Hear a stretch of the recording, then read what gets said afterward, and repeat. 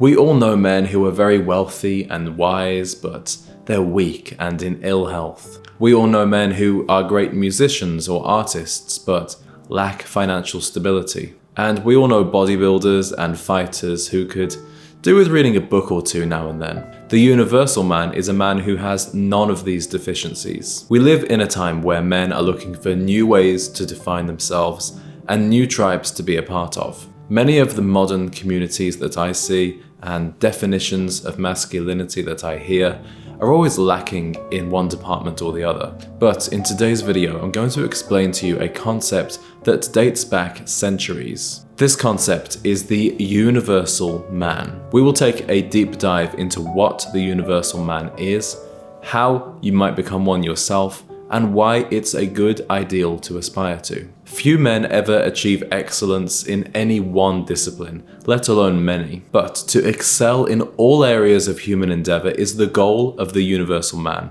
and it's possible for you too.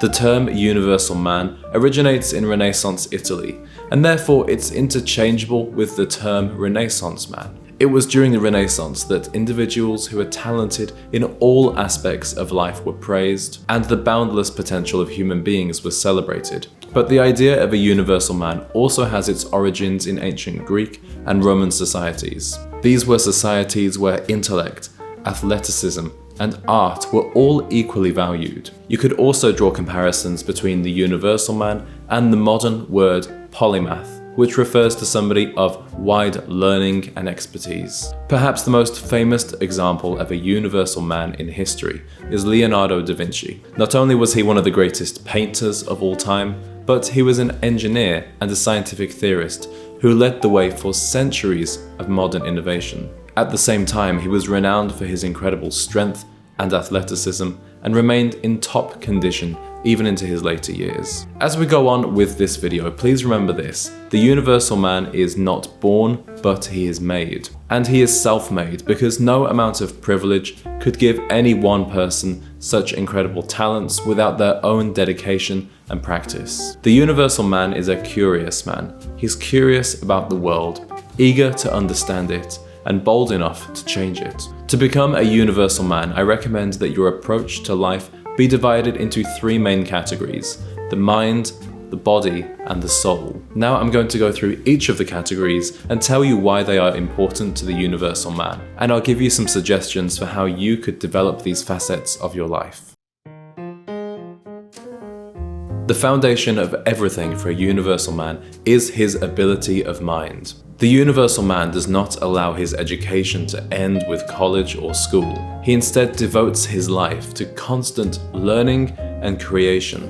This could mean using your intelligence to create a business, to invent, or to educate others. The universal man engages not just in academia, but in useful output and production. He seeks to become a thought leader in his field, an innovator and a role model. In modern society, a man's ability of mind is almost directly linked to his ability to make money. I believe the modern universal man should use his intelligence to build wealth and prosperity, because when finances are taken care of, it allows a man to explore other areas of life such as athleticism and arts without having to worry about money. For many men, how you use your mind will relate to the profession that you practice or the educational path that you're on. But remember that a universal man continues to improve his intellect outside of his profession. This may be through the learning of language, the study of history, or pursuing a passion project such as a side business.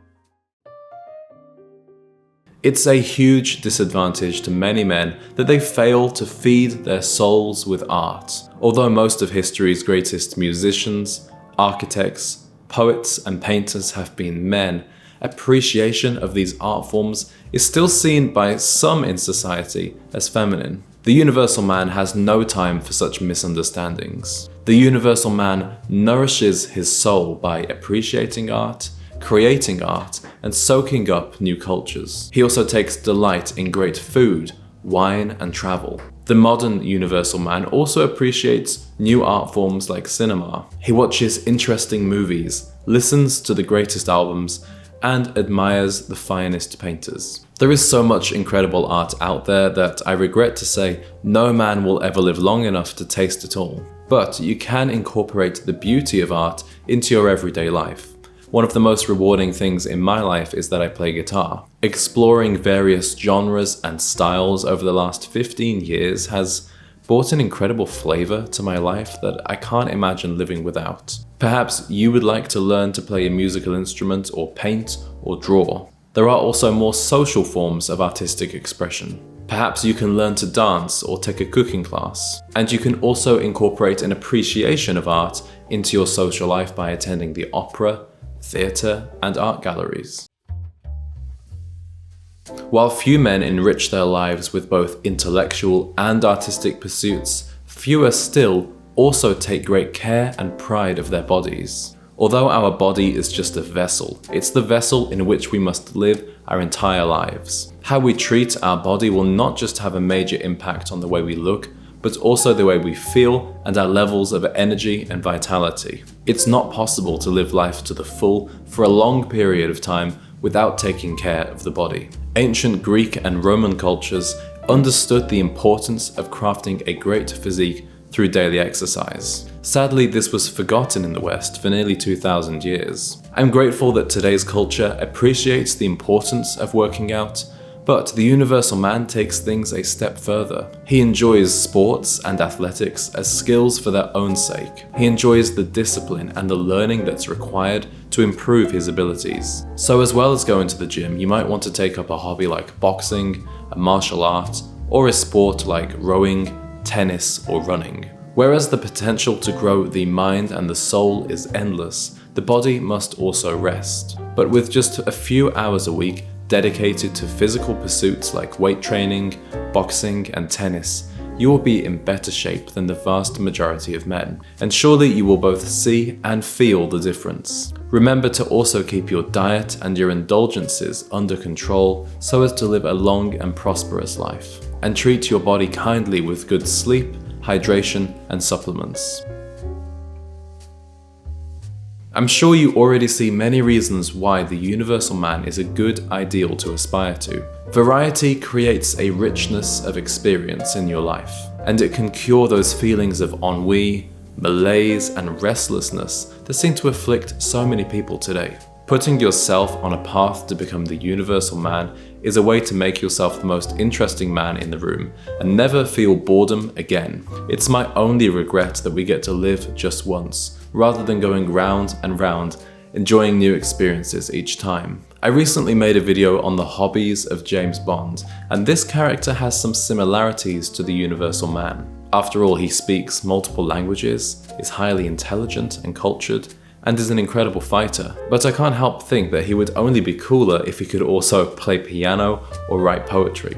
Gentlemen, I want to hear from you in the comments. What are your biggest passions in life? Are they related to your profession, or are they things that you do outside of work? I always enjoy reading about your pastimes in the comments. Perhaps you've been inspired by this video to take better care of your physique, and you plan on going to the gym. In that case, make sure you watch my video on gym etiquette so that you can navigate this experience like a gentleman, and follow the 8 rules that I explain to ensure you are a considerate and productive member of the gym. Gentlemen, thank you for watching, and I'll see you all in the next one.